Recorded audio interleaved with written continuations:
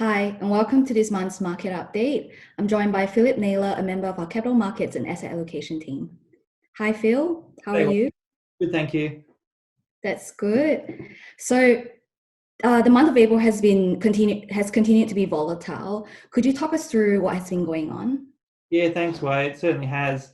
I guess as a recap, we saw that definitely in February and March, we saw equity markets around the world decline as COVID unfolded, and we saw losses of around 25 to 35% across a lot of different equity markets. Since then we've seen equity markets recover and stabilise somewhat.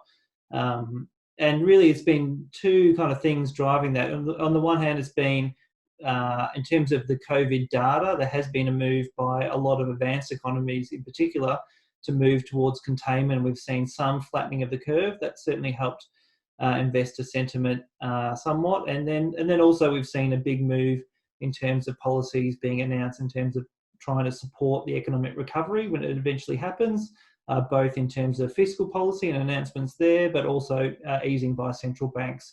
So it's really been a combination of all those factors that have helped equity markets stabilise from their losses in February and March.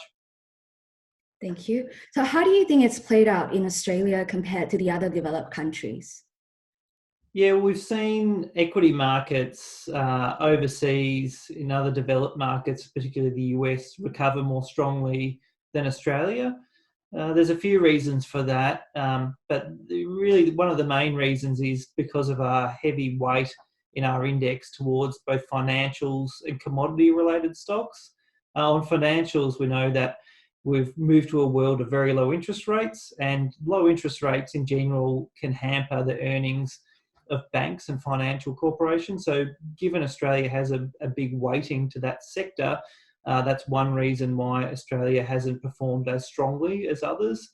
And the other reason is commodity related stocks. We've seen commodities in general sort of move lower with equity markets, but then in particular, the big story has been oil, which dropped momentarily below zero in one contract in the US, but in general is moved to be at very low levels. Yeah.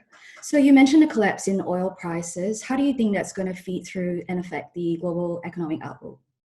Yeah, thanks. Well, it's certainly fed into why equities in Australia haven't recovered as much. I think taking a step back, look, a lower oil is one input into production. So we know that lower oil price, particularly over the medium term at a global scale, could actually be a positive in terms of helping the recovery. But we also know that oil prices affect different countries differently.